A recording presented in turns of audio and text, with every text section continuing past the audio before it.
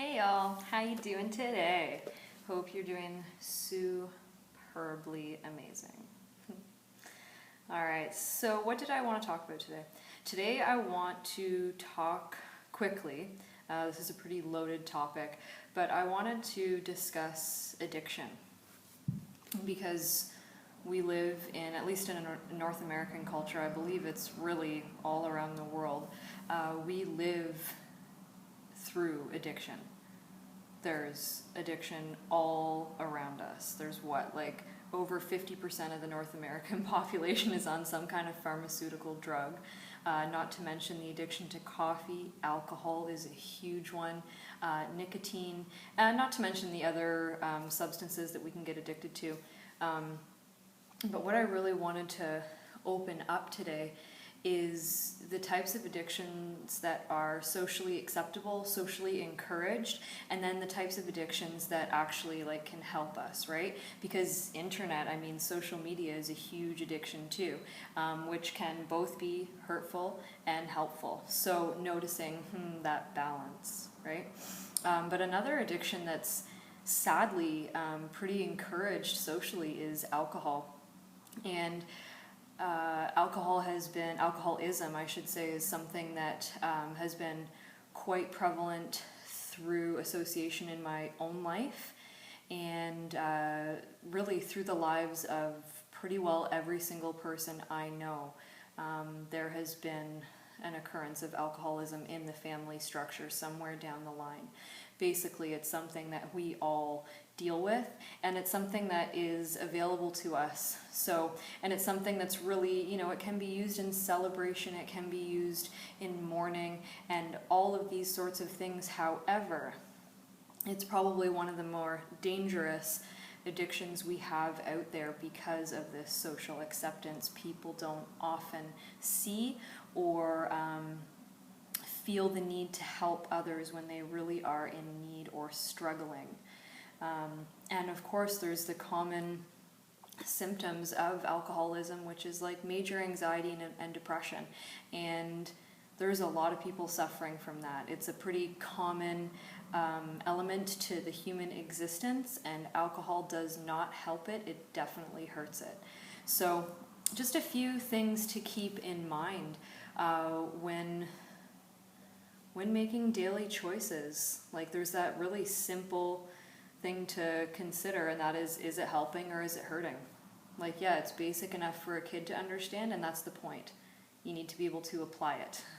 And if you're not actually applying it in a way that is truthful, then you're going to get hurt, right? If we're not being honest with ourselves about what we are doing to ourselves in the most basic sense of whether it's helping us or hurting us, then we really need to take that time to step it back and assess how we believe a balanced lifestyle works for us. And then notice if it actually makes sense, because alcohol on the daily is not part of a healthy lifestyle. Just saying. The other element of addiction I wanted to bring up is this, aside from the pharmaceutical thing, but the idea that cannabis is actually an exit drug. So it's been marketed, as many of us know, as this gateway drug, and if you smoke weed, you're going to want to do heroin, and you're going to want to do cocaine, and you're going to blah, blah, blah. Okay, well, the truth is, in relative to all addictions, cannabis is probably the most safe and the most helpful, as there's many medicinal elements to that herb, whether we're ingesting it, smoking it, or using, something like Phoenix Tears, where we really get the complete benefit of the plant. It is definitely helpful. And it's one of the main ways that people who suffer from really hurtful addiction get out of that. Where do you think people that are addicted to heroin go? Okay, yeah, they go to methadone clinics. Where do they go after that? They go to cannabis clinics. Why? Because cannabis helps you relieve the need for anything more.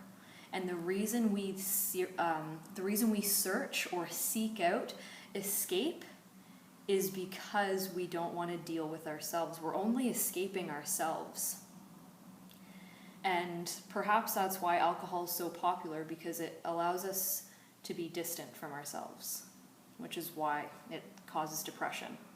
Yeah? And the thing that cannabis does is it makes you face yourself.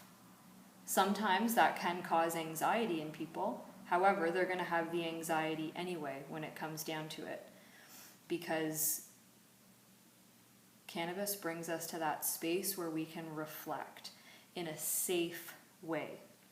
We can't overdose on it. It's completely safe. Yeah, no one's ever died from smoking weed. No one's ever died from eating it either. So consider those things. Lots of people die from alcohol. Lots of people die from pharmaceuticals. Lots of people die from caffeine, sugar, nicotine. Consider it. Consider the addictions and which ones are helping and which ones are hurting. Which ones are helping your body come back to a place of being healthier and more stable. And which choices or which addictions are bringing you further away from that place of homeostasis. Just simply observe. We've all got balance in some way or another. So notice where you can shift your balance a little bit. And remember too, or perhaps, that we really are all addicted to something. An addiction is habit. And habits are something that we form when we do things on a daily basis. And these habits can be either progressing us forward or making us more distant from ourselves. So really take notice. Are you getting closer to yourself, or are you getting further away? And breathe in and breathe out, and know that everything will be a-okay in the end. It does take that step, though, of self-realization to be able to move forward. So notice where you are, accept it, and notice how you'd like to move forward. Create the space to move forward, and create the space to become a more aware, a more consciously evolving version of you. And we will definitely talk about addiction stuff again, because this is huge. And that's all for today. So I hope you're well, and I hope you enjoyed this little video, and that you've been enjoying them, and we'll see you again next week. Namaste, beautiful people. Keep it clear. Love to all of you.